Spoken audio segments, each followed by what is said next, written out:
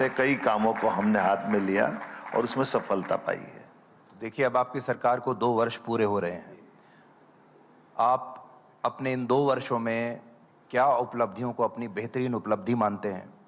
और आप क्या मानते हैं कि अभी कौन-कौन से काम, जिसको हम कहते हैं कि पाइपलाइन में हैं या वर्क इन प्रोग्रेस है?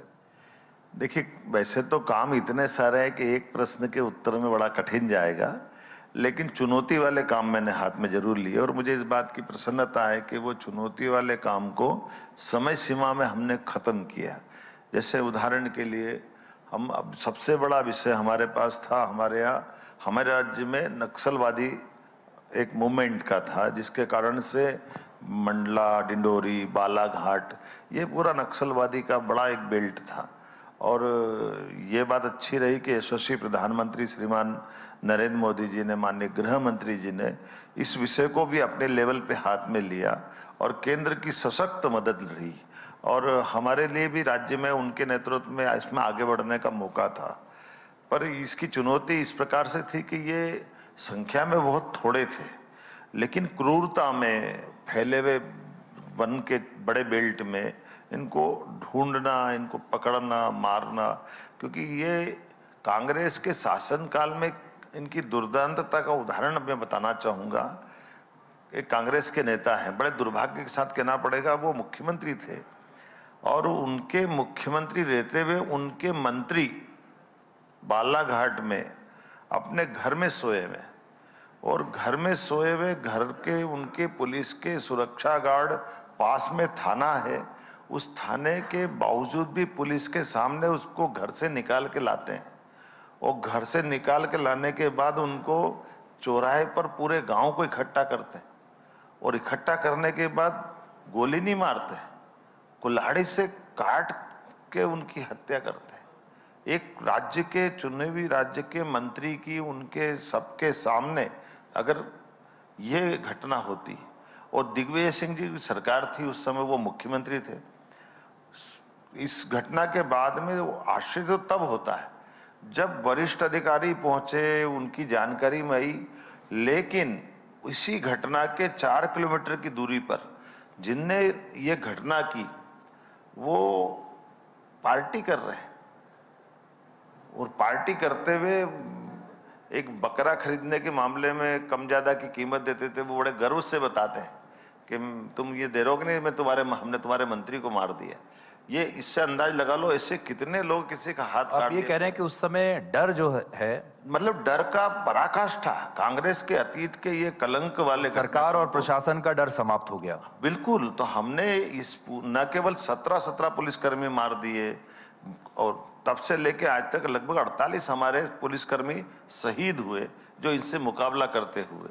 लेकिन मुझे इस बात की प्रसन्नता है कि 11 दिसंबर 2025 को मध्य प्रदेश से लाल सलाम को आखिरी सलाम कर दिया, आउट हो गया हमारे से। जी, ये आपका बयान काफी चर्चा में रहा था कि लाल सलाम को आखिरी सलाम आपने कर दिया।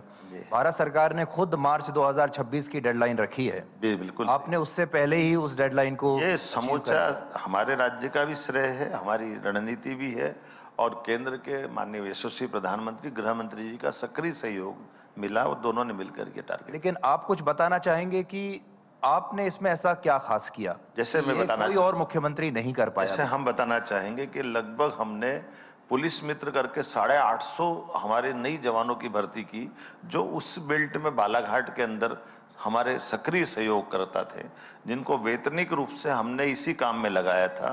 नीचे के लिए जो जो पाइपलाइन थी, जो व्यापारी सहयोग करते थे, जो बाकी नेता सहयोग करते थे, सब आइडेंटिफाई करके उन सब पे निगाह रखी।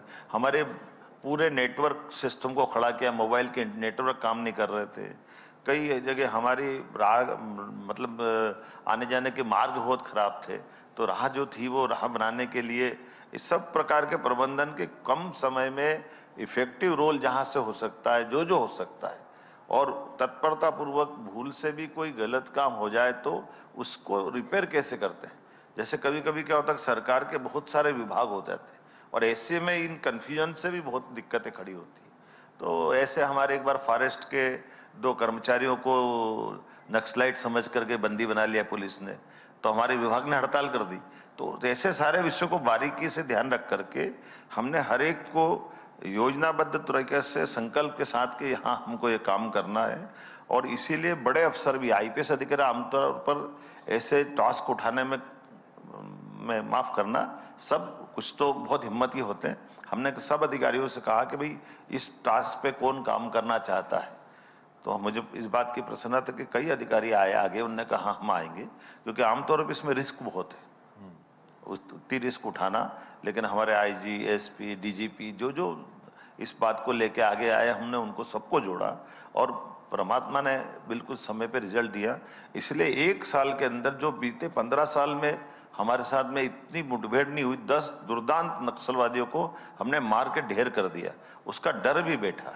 और फिर हमने पुनर्वास की नीति भी माननीय गृह मंत्री जी के और माननीय प्रधानमंत्री जी की भावना के अनुसार कि जो इस मार्ग को छोड़ना चाहेगा हम उसकी गारंटी लेंगे, लेकिन जो हमसे लड़ना चाहेगा हम उसको जिंदा नहीं रहने देंगे। और मुझे इस बात की प्रसन्नता है, हम उसमें ताकत से बढ़े और इसमें सफलता मिली। जी। देखिए, नक्सलवाद तो एक बीमारी की तरह है और आपने मध्य प्रदेश को इस बीमारी से मुक्त कर दिया। आपकी अगली चुनौती विकास को लेकर भी थी, क्योंकि राज्य की जो संरचना है 9 करोड़ के आसपास आबादी